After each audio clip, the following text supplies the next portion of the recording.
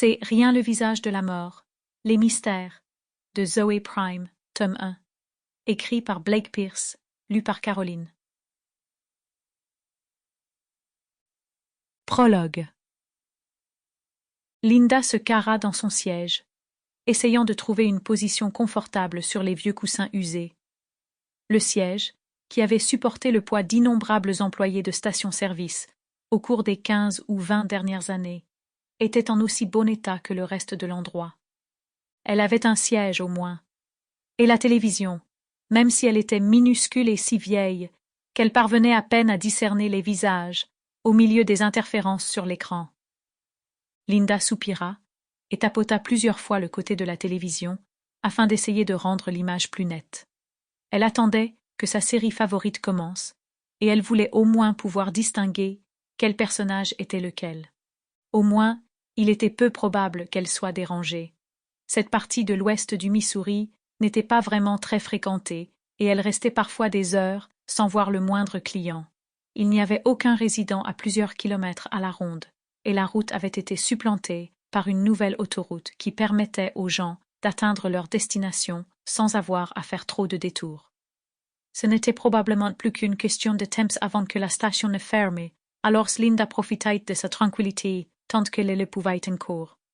Le générique de sa série retentit, toujours aussi rassurant et familier, malgré le son de mauvaise qualité qui lui donnait un côté métallique.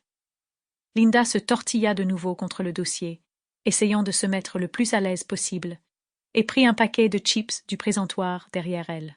« Oh, Loretta !» dit le personnage à l'écran. « Comment as-tu pu me faire ça? Ne sais-tu pas que nous sommes… » Le dialogue fut noyé par le carillon de la cloche au-dessus de la porte. Linda sauta sur ses pieds, trébuchant presque dans sa tentative pour donner l'impression qu'elle était attentive. Elle fourra d'un air coupable le paquet de chips ouvert sur une étagère sous le comptoir. « Salut !» dit le client en souriant. Il semblait amusé, mais amical, presque comme s'il partageait une blague entre eux deux. « Est-ce que je pourrais utiliser vos toilettes ?» Il était plutôt agréable. C'était un homme mince, à l'apparence d'un jeune garçon. Il devait avoir 30 ans, grand maximum.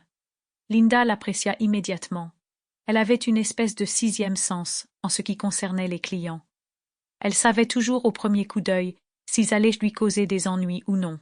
« Désolée, mon chou, » dit-elle.